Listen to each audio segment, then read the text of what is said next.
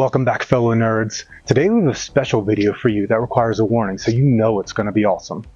Now, whatever you see here, as awesome as it might be, do not try this at home, because it could result in serious injury, unless you're a professional science doer like me. Now with that out of the way, let's get to the video. Quick, tell me everything you know about fire. Guess what? Don't care. But I bet one thing you think you do know is that fire is bright and shiny and can light up a cave or a medieval castle or Benjamin Franklin's bedroom at night. And as usual, you'd be wrong. Let me explain. You see, what we call fire is simply a oxidative exothermic chemical reaction. And all that you need to get the party started is some fuel, in this case some dryer lint and some paper, a heat source, in this case a lighter, and oxygen, which conveniently is in the air all around us.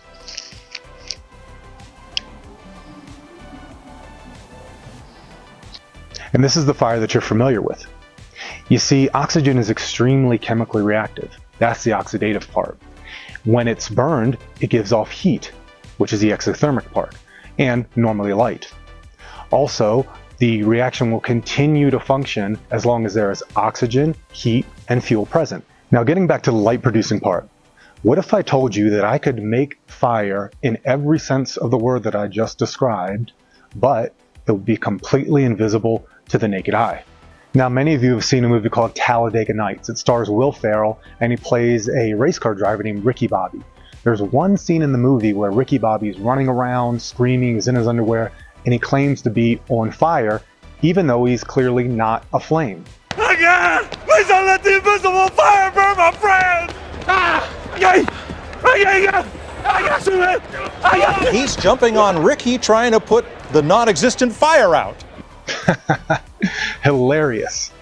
But did you know that that exact scene, or one very similar to it, actually happened in real life? In the 1981 Indianapolis 500 race, a driver named Rick Mears pulled in for a pit stop. Unbeknownst to him, the refueling hose was already turned on and flowing before it was in the gas tank. Now at that time, methanol, which is a type of alcohol, was used as the car's fuel. Either from contact with the hot engine or a backfire from the car in front of him, the methanol, which had been sprayed all around the pit and pit crew, suddenly caught fire. Immediately, 4 members of the pit crew and Mears himself were set on fire all over the bodies. But no one could see it because this type of fire burns with no visible flame and no smoke. Eventually the fire was put out and no one was seriously hurt, although all 5 were treated at the hospital for burns. And so here we're about to see in this video, Mears pulling in for the pit stop. This is Rick right here. And right here, at this point, he's already on fire. And you can see him start to get out. Everyone's running in the background. And they're starting to use fire extinguishers to try to put out the fire that they can't see.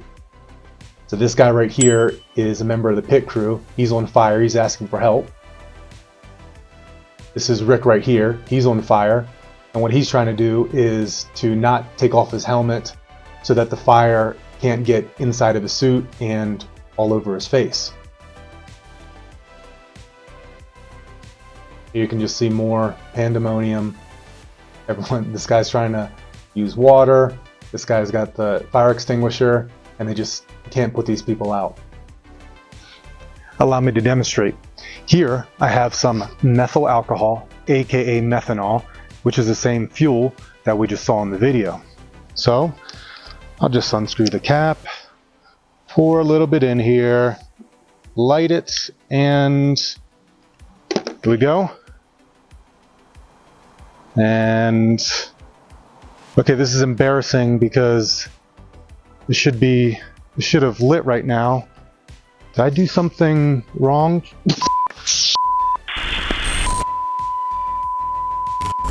Well, that was absolutely burning, even though we couldn't see the flame.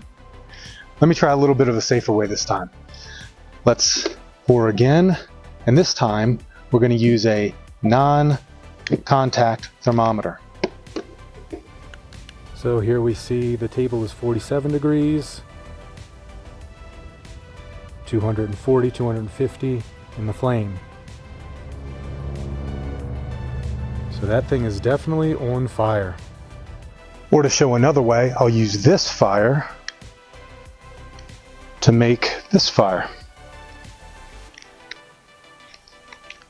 There we go.